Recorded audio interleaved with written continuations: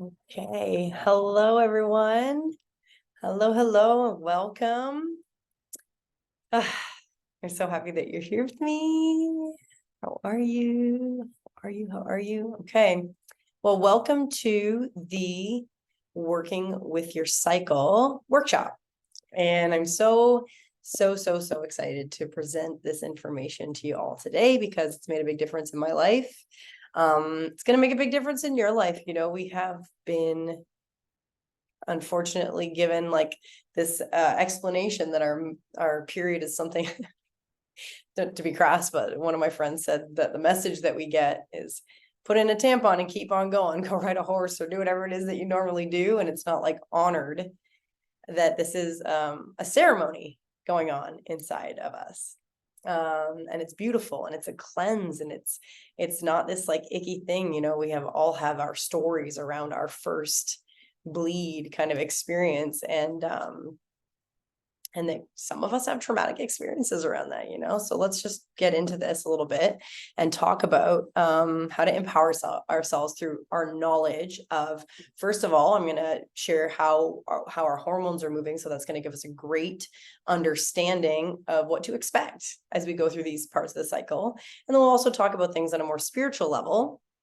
And I'll give some insight into, you know, my experience with Native tribes and with Indigenous people, and they have their views of the powerful ceremony that women are on in this during this time when we're on our bleed. You know, we have greater divination powers and all that. So we'll get into that, and then we'll talk a little bit about business and how we can, if we have the blessing of being able to structure our business in the way that we want. You know, not all of us do. You know, 9-to-5s are not as flexible, but if you can, we'll talk about that as well. All right, so to begin, I wanted to share this in this way because I usually teach this workshop on my Untamed retreat.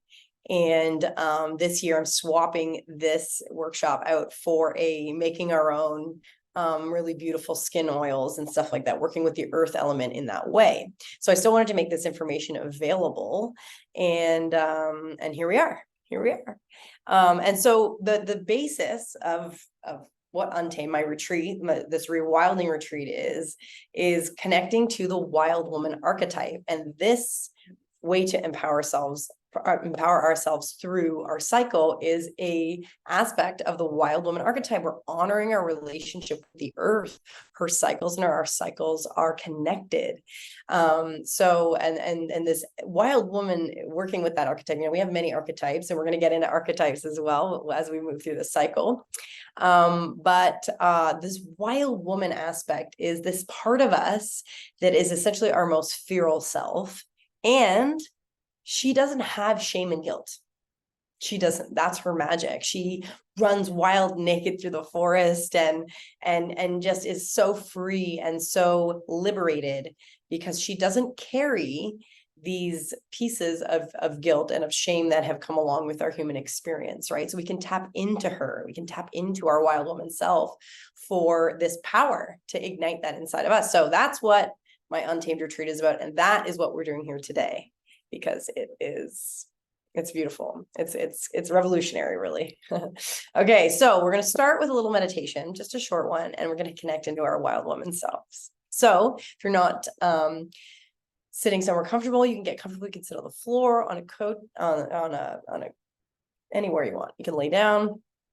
I'm just going to do a little short meditation to drop us into the space. Okay.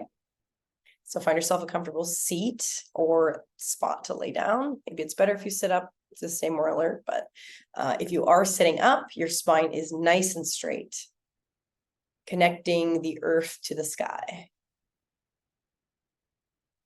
And I'll just have you start to breathe, inhaling deeply. So just bringing that consciousness to the breath and slowing it down. Inhaling up the spine, exhaling down the spine, creating this conduit that you are from the earth herself to Father Sky, to heaven, to the great mystery, So just slowing the breath down like that so that you can start to clear the mind a little bit, allowing yourself to come into the body. Internal drishti, internal focal point, can be in the third eye between the two eyes. And that will also help you to just focus in on this very present moment without allowing the thoughts come and go, and that's okay. But if we can focus and really put our attention on the breath, we have less disturbances. And so this time, next time you inhale, when you get all the way to the top, take a little hold. A little hold, maybe 3 seconds, maybe 5 seconds. And then exhale, but through the nose and with so much control, let it out. All the way empty, empty, empty, and hold at the bottom. Maybe just 3 seconds. And then skillfully and slowly through the nose, you're going to inhale again. Adding just these little pauses to this cycle.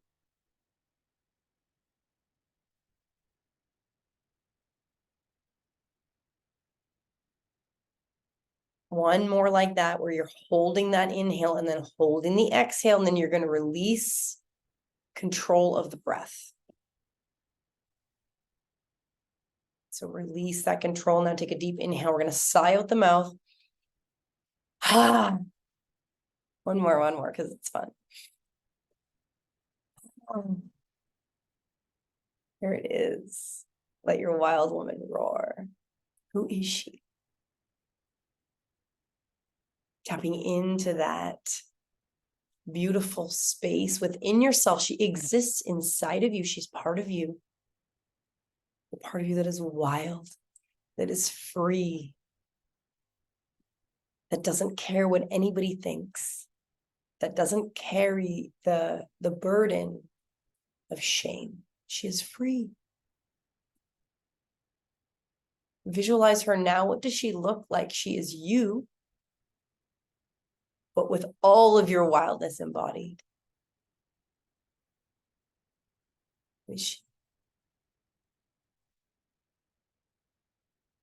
Watch her as she walks through the forest with peace and dignity and grace. Thank her for coming to you now. Bring the hands to the heart. Tuck the head just a little. Take a deep inhale. Full exhale. And we're going to open this together today with an Om. Om.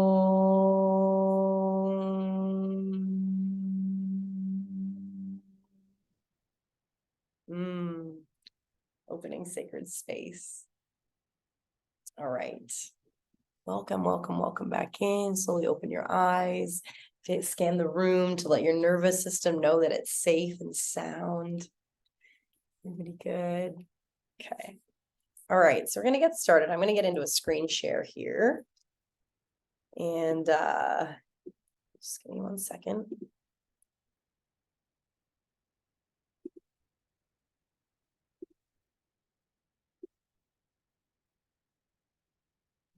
Okay, let's go here. All right, here we go. Okay, working with your cycle with me. Who am I? I'm Joy. For any of you who are not familiar with me or my work, somehow you've ended up here in front of this screen with my face on it. And I am, well, I'm a lot of things. We all are. But one of my greatest passions is rewilding, and this whole aspect of coming back to the self through the earth, through connection with nature. I have the absolute blessing of living down here in Costa Rica, and this path of work has come from it's been a decade in the making, at least, of coming to Costa Rica and traveling around, and at some point in my past, moving through the world in just a very open-eyed way. It was like I was collecting data, just looking really for cultural exploration and kind of just traveling without an agenda. And I had finished my psychology degree earlier on in my life, and originally wanted to pursue a PhD and decided that wasn't for me. I wanted to explore. And so fast forward to 2020, I had put some roots down back in Canada for a second, and then the world closed down. And I was bartending at the time, and I kind of was escaping responsibility a little bit. And then the restaurant shut down, it never reopened. And creator said, this is it now. You're not going back to that life. You are doing what you're meant to be doing now. So I had to go through a lot to get to this woman that I am today, that's sitting in front of you. I went through a miscarriage, a very dangerous relationship where my partner was criminally involved, and all kinds of really hard things. A friend committed suicide. I ran from Canada, all of these things. And I was broken, and I was, I had been on my spiritual path up until that point, but I lost something along the way. And so this whole night, I went on a year sojourn, coming back to myself and really doing this deep inner work. And creator called me to step into my leadership. It's about time to step into your leadership. So I really took all the things that happened to me in that phase of my life, and I alchemized them into beauty and into lessons that I have deeply valued, and sitting at the feet of teachers who I deeply valued. I'm deep in my yogic path. I teach yoga and pranayama. I lead retreats here in Costa Rica, and I teach on retreats for other people, yoga teacher trainings as well. And I do one-on-one work, small group work, and I also have a clothing brand, an upcycle clothing brand. So I'm a multifaceted human being, and creator has called me to be sharing knowledge and wisdom that I've gained. So I will get to the point where I'll share a little bit about the medicine path that I've been on when I get into the indigenous ways of our period, working with our cycle. So yeah, as you can see, I'm saying the remembering of our deep connection with ourselves and the earth. That's like really my mission statement.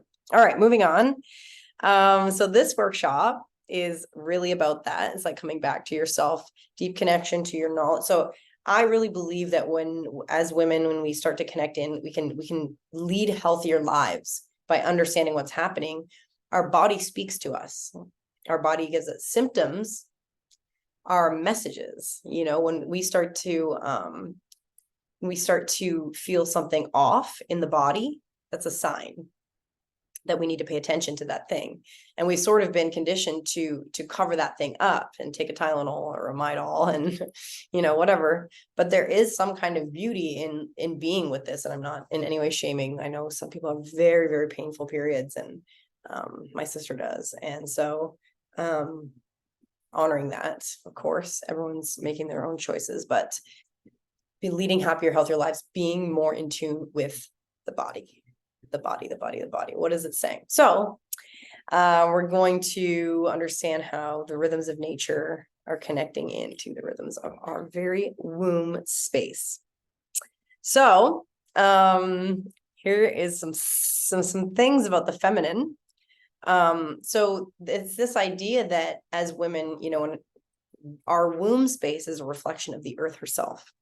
The fertility of the earth that grows all of our food and has this abundant, beautiful, there's nothing scarce about nature. There's no scarcity. It's all abundance. You can put a seed in the ground here in Costa Rica and it grows. The only time scarcity is introduced is when we're chemically stripping the soil. We're taking her fertility away, just like ours has been taken away through the food system a lot too. But coming back to that ancestral knowing of honoring the feminine in that way. We are the fertile ground for all of creation. So we are in a cycle, just as the earth is in a cycle. And so this whole aspect of bleeding is really, I want you to really understand that this is a cleanse. This is making you cleaner. It's taking the endometrium, the lining, and the ovarian lining, and it's removing it so that we are clean and fresh and new and ready for a rebirth. So the cycle is of death and rebirth that we're experiencing every single month. So beautiful. And honoring death as part of our life cycle. Like, can we be okay with that? In the yogic philosophy, there's these kleshas, which are they're the causes of suffering in our human realm, kleshas. And one of them is fear of death. This is one thing that causes suffering to us as humans. So can we not let it cause suffering? Can we allow that to just be an honoring of part of the life cycle? It's in everything. It's in, we do this as we lay in shavasana. At the end of yoga class, we lay down and then we get up again and we're reborn, and we're doing that every month. So cool. All right. And I want this to really help you fall more in love with your body and the magic that it has, that it's so beautiful how our bodies work. So let's get into it. Okay, this is the map.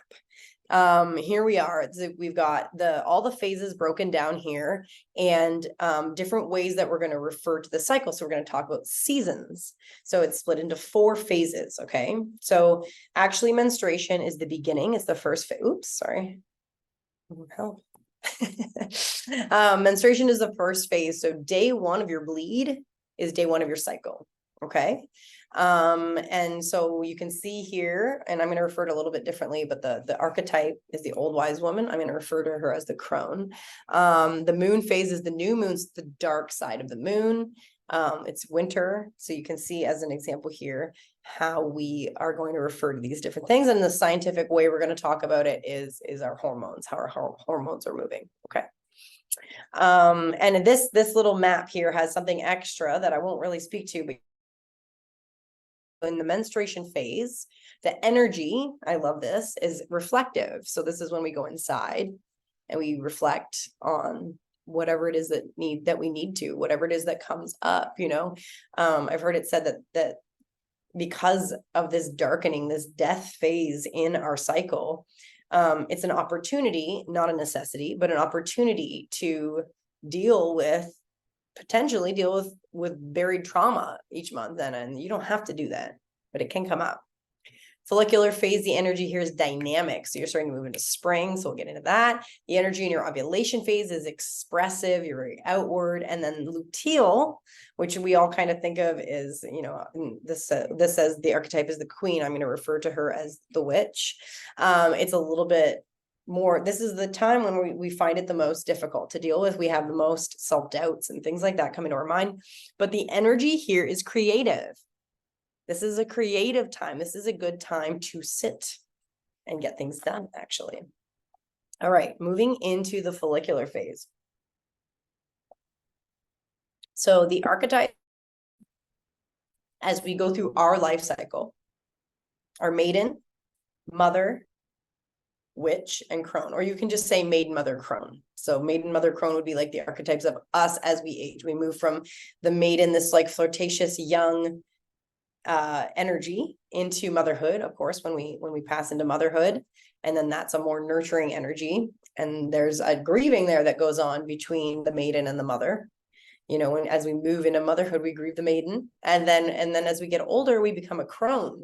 It's this wise woman that we want to step into, and it's important for me to impress to you that aging gracefully is so beautiful. And we look at indigenous cultures and they honor their elders. This is something that you gain this status, as you age. And for some reason in our Western culture now, we've lost that respect, and we've gained a fear almost of getting older, and not seeing the beauty in that phase. I encourage you to flip the script in your mind and to honor this woman that you are becoming, not trying to be the woman that you used to be and hanging on to her because you deem her, or society deems her, more beautiful. But this is that maiden phase. Okay, so she's flirty. She's like this phase. So what our body is doing in the follicular and the ovulatory phases is trying to get us to go out and find a mate. That's biologically what we are meant to be doing. So we feel more outwardly exuberant. We feel more apt to socialize. We feel our body is saying, hey, go find a mate. you know, your fertility days are coming and we want you to get pregnant. We're animals. We have animal behaviors.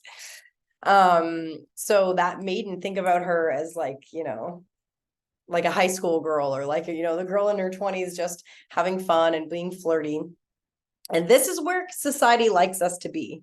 Society loves us as women when we're all cute and saying yes to things. So all something to take note of is that oftentimes when we're in this really shiny phase of our cycle, we're saying yes to things a lot. But just mind that you're not saying yes to something that is later in the month and in a different part of your cycle, and you're not going to want to do it. There's business tip number one. Anyway. So feel fresh and flirty, this maiden. This is the waxing moon. So it's gone from the dark side of the moon, as I mentioned, day one on your bleed, and it's waxing. So it's starting to get bigger and moving towards the full moon. This is your inner spring. Okay, so this is when everything's budding. We just had a bleed. It was nice and cleansed our body. And now the seeds are ready to be planted and they're starting to bud. The trees are starting to bud and come to life. This is about 6 to 10 days, this part of your cycle. And so this is after the bleed and before the release of the egg, right? And so here your hormones, estrogen's coming into the cycle, progesterone is coming in, and they're both rising. They're rising as you move in towards ovulation. They help build the lining of the endometrium and build the cervical mucus. So, you know, as part of your cycle, that your mucus changes, your discharge changes. So that's one way to keep an eye on where you're at in your cycle. So at the end of this phase, your fertility starts to spike. So, I mean, when we talk about natural birth control, like tracking the cycle, this would be a time when, if you want, you can use condoms towards the end of this, if you're, you know, not wanting to fertilize. And if you are, this is a good time to increase your sexual activity so you can have a baby. So you're feeling good, feeling fresh, and this is a good time to nurture yourself. I've seen recommendations in this phase for yin yoga. You can start projects, set an intention for the cycle, just as we do with the moon, and to just do what you want.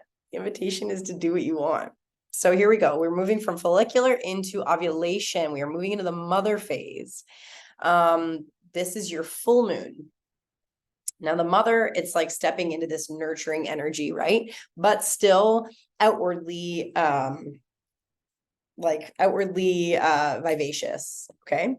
So, that full moon phase, it's nice and bright and shiny. You're feeling fertile, radiant, and juicy. And this is the phase where we're having our peak of estrogen.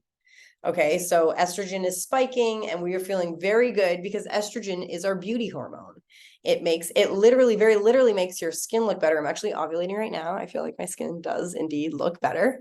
And the body is, you know, when we have those beauty hormones and our skin feels better, maybe our boobs feel a little perkier.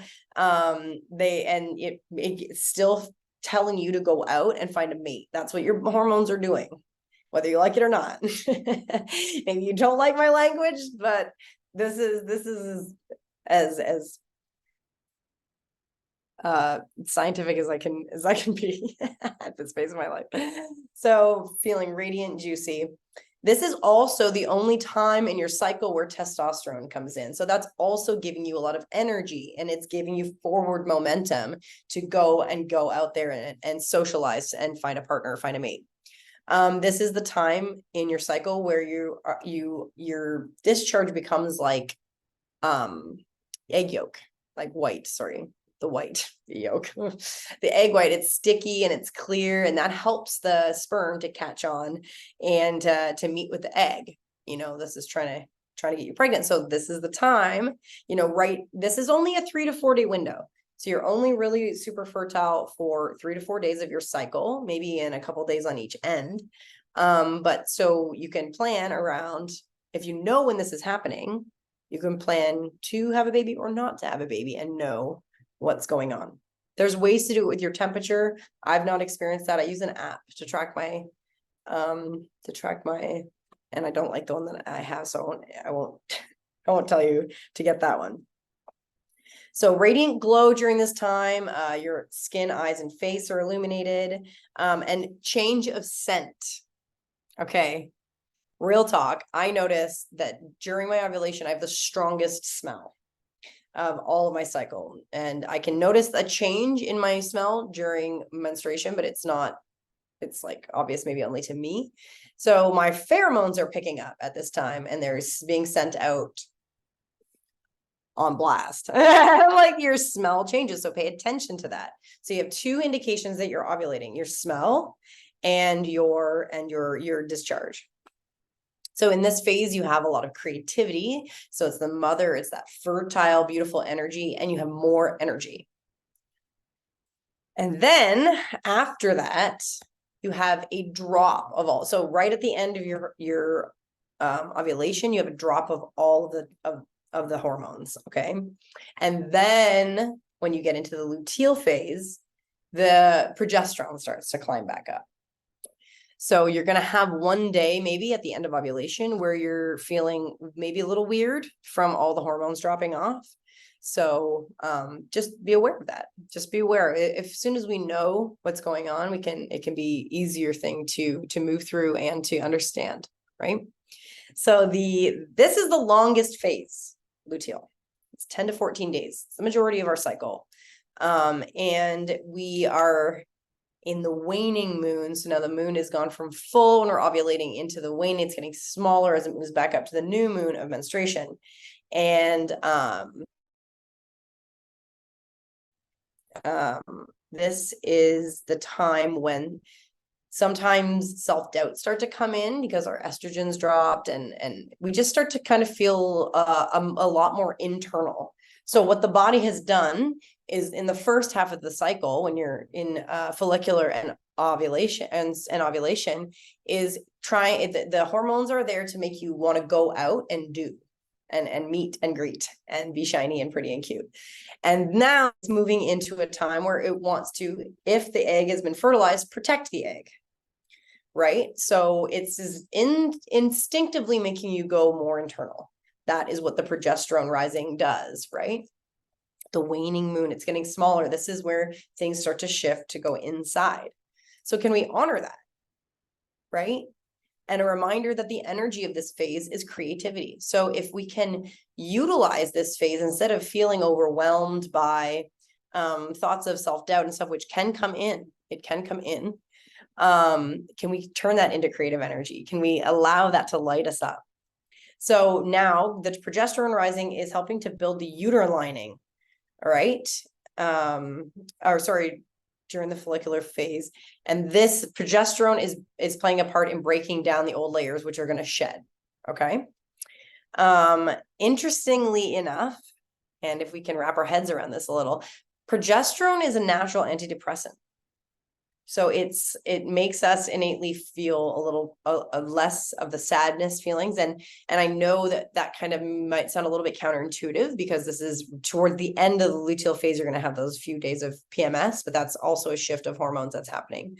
But this is the time. This is a good time to sit and get things done. So talking about the business things, if you can create and brainstorm during your creative phases of follicular and ovulation, this is a good, when the hormones in your body during that time are literally making you more active. Like you have more energy to be active. It's actually harder to sit still. When we get to here, the hormonal change with the progesterone rising, it's easier to sit still. So if you want to work with that, this could be a good time to engage yourself in some of the ideas that you had during that that outward cycle can be enacted upon now. You can sit at your laptop and get things done, and tick things off your list, and allow that to be a way where you can move through any limiting beliefs or self-doubt that come up here. Time for reflection, acting on the creative ideas, and we want more stillness. So then we move into menstruation. This is our crone, our wise woman phase. So we're getting to the dark side of the moon. And I put this at the end because I wanted to talk more about menstruation than the other phases a little bit, just because of the divine aspect of this bleed that we are privileged really to have. This is not a punishment from the Garden of Eden. This is a cleanse for our body. So here we are at the beginning of the cycle. So our inner winter, we are so internal here. The new moon, the dark moon. So this wise woman aspect, everything hormonally drop. This is when estrogen is in its lowest point. So that's why we feel sometimes less pretty.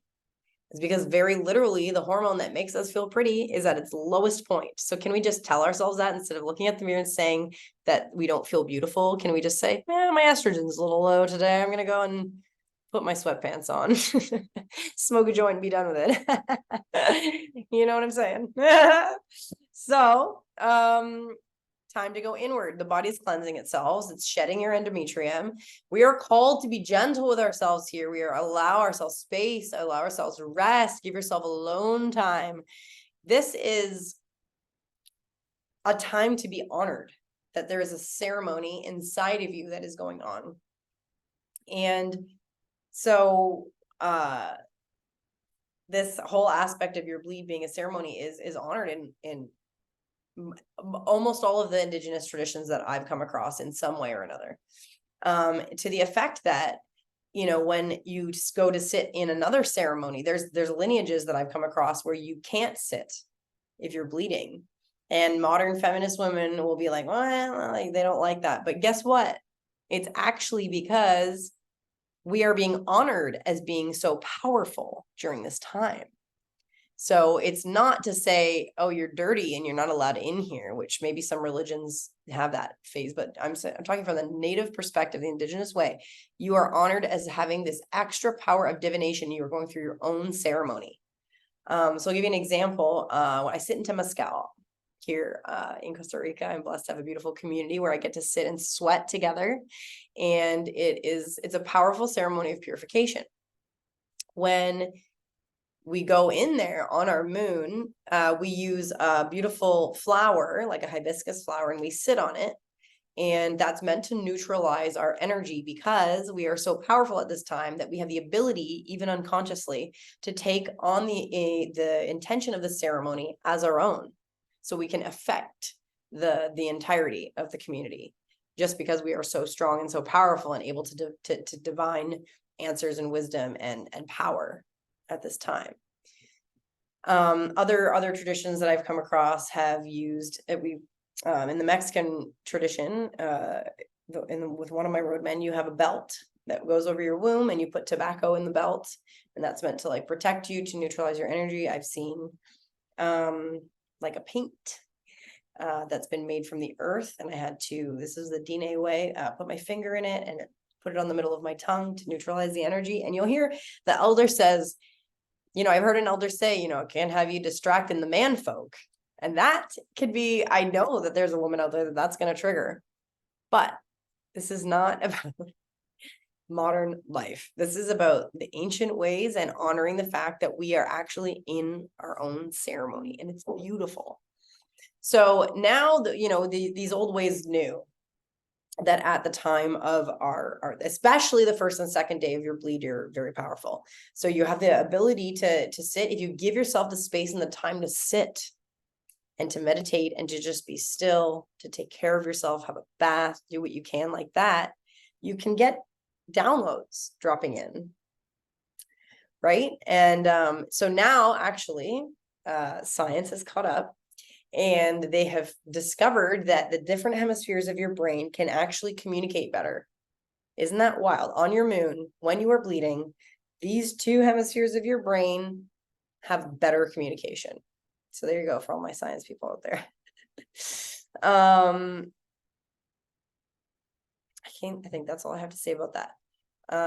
Allowing yourself space. No, okay. And we'll talk a little bit about red tent culture, I think, on the next slide, but this is a really good time, as my sacred sexuality coaches says, to tell your husband to go fishing with his friends. This is a great time to just take your alone time, in the ways of the red tent, which I'll get to next. This is Some indigenous cultures had this tent where women could go and bleed together, take care of each other, and somebody else would take care of the kids. And that's so nice.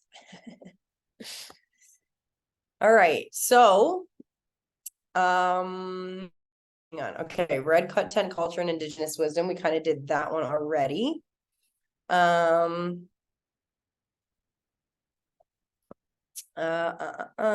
Okay, so perimenopause and menopause.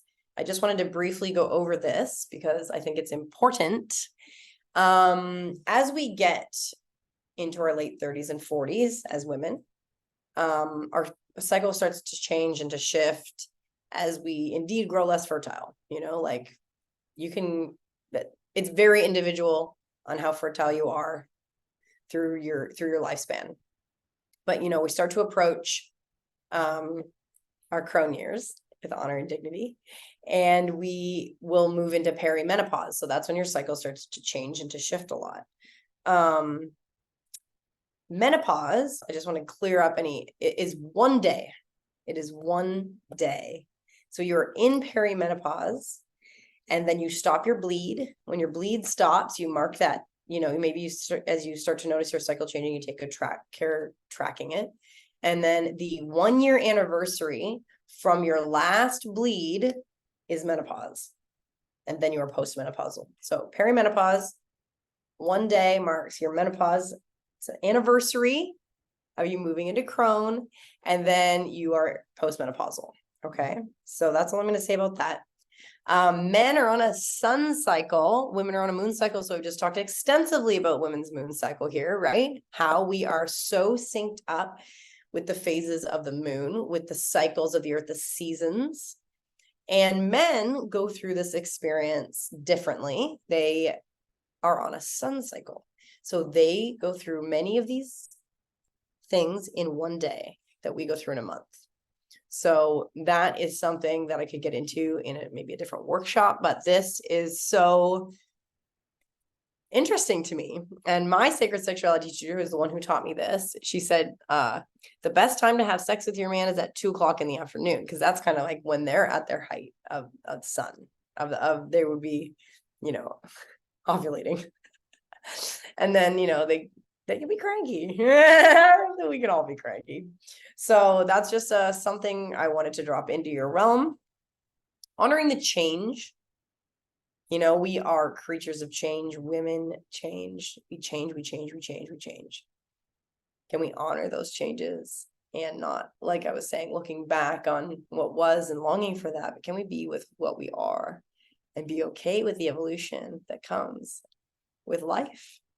It's so beautiful that we get to be here and we get to have these experiences. Let's honor that change. I've spoken to red tent culture and indigenous wisdom a little bit. Laying blame. Okay, so I did want to bring up something, just something for you to think about, maybe something for you to even journal about when we finish this, when you finish watching this. What is your story around your first bleed? How was it for you? Is there a narrative that began at that moment about your womanhood or your period or any of these things? Is there something to examine and to dig up a little bit and to see what exists there? That can be really connected into your femininity. There can be shame around it, or I just saw, things are changing, and that's so beautiful. I just saw one of my dear friends, Nicole, create a little ceremony for her daughter for her first bleed to celebrate her entrance into womanhood. I can't think of anything more beautiful than that. Can we change? Can we get this information into the hands of young girls who could be really impacted positively through this, instead of, having this strange shame around it? So birth control methods, tracking the cycle. That's what I can say. You're ovulating for 3 to 4 days, maybe fertile for 5 to 6 days at the most in your cycle. So if you know when that's happening, you can, of course, things happen. It's very rare to become pregnant on your bleed, but it's not impossible. So maybe like a 5% or less chance at that time. Options for your bleeds. So lots of things now. I highly recommend not using tampons if that's an option for you at all, just because pushing something up in there it's not so gentle for the uterus at this time. I think period panties are an amazing thing that we have now that we can just, so if you want to work with your blood there, that's something completely I didn't even get into, was ritual around the blood. That's just not my thing. So there's lots of women out there doing that kind of embodied work. I don't work with my blood particularly at this time because I don't have the garden that I desire to have, but I will offer my blood to the earth in the future when I have my own little space. But with the period panties give you the option, if you want to wring your blood out and to use your blood to offer to the earth. Also, the Diva cups. That's an option that's never really worked well for me. My vagina does not like that thing being up there. So oftentimes for me, I'm not so heavy, so I just free bleed, and that feels good for me. It can be messy, but so yeah, I'm only really going to talk about sustainable options here. What the regular things are: using pads, using tampons. And if you're going to use tampons, at least just use organic ones, so you're not putting chemicals into the most absorbent part of your body. Giving the blood back to the earth, coming back to the earth. Something else I was going to say, but anyway, so that's about it. That wraps it up. Anybody have any questions? I'm going to stop screen sharing. There was something else I wanted to say, but I could talk forever on this, so if there's any questions,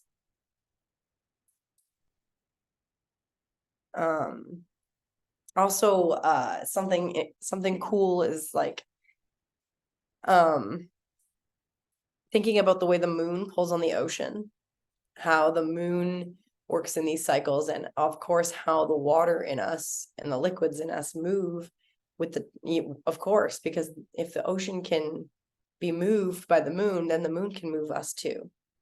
And I think that's really special. One thing, so an average women's cycle is 28 to 35 days. The little map that I showed you, that is based on a 28-day cycle. Please don't fret if your cycle is not 28 days. That's okay. It's normal. It can be, in that. I am right now bleeding with the full moon. No, sorry. Yes, the new moon. Sorry, I'm bleeding with the new moon right now. And there has been time last time when I was I changed there. My body shifted. I was bleeding with the full moon routinely for almost a year. And then I had a few periods in a row they were either longer or shorter, and they were weird. And then boom, I'm on the new moon cycle. So your body can change and move like that.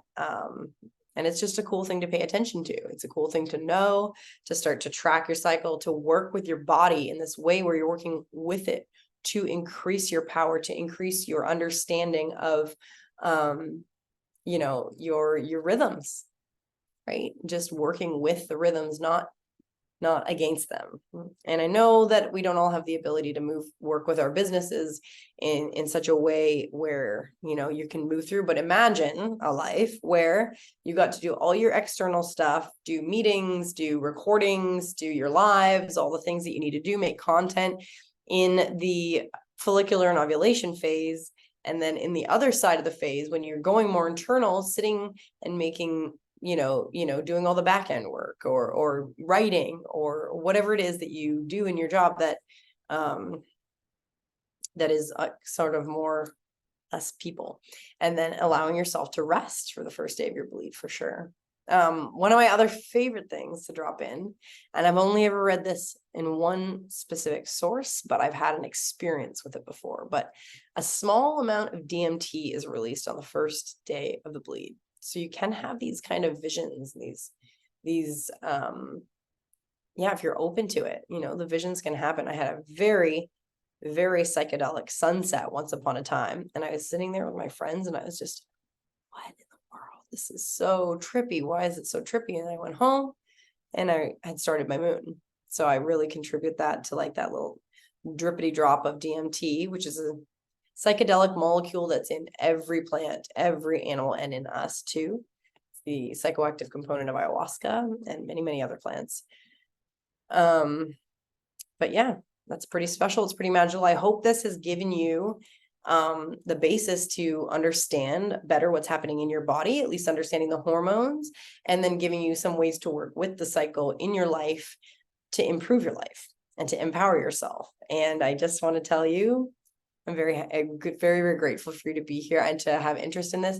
To any men out there that are watching this, thank you. Thank you for being great brothers and husbands and fathers. And this is super important information that can help you be just a better man and a better support system for any woman in your life. And thank you very much. So let's just wrap this up with a tiny little meditation. A couple minutes left here, so let's bring our womb space into this. We're just gonna have a little meditation outro. So let's bring our hands to the womb. If you don't have a womb, you can put your hands wherever you want. Inhale deeply, feel the belly expand, feel the womb fill up. Imagine yourself breathing into the womb space.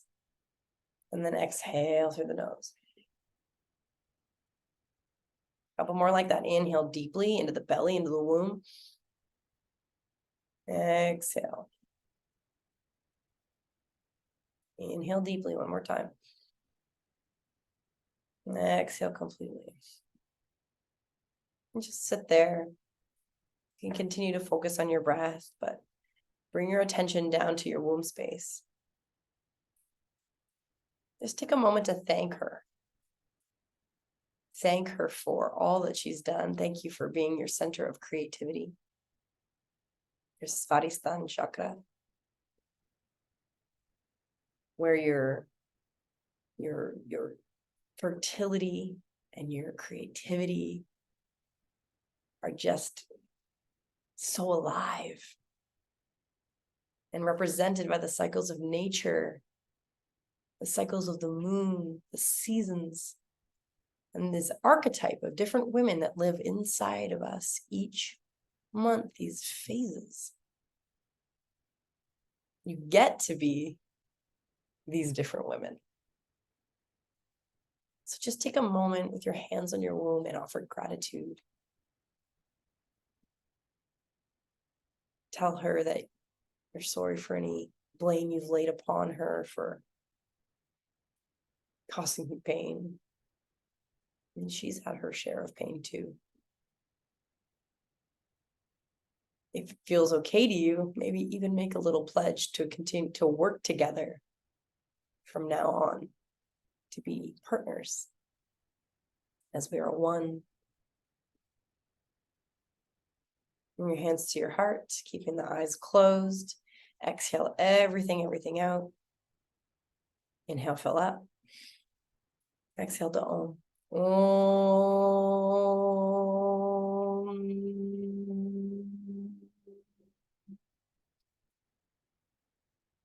Namaste. Thank you for being here. I offer you so many blessings on your journey, and the hopes and prayers that this helps you live a better, healthier life. Aho.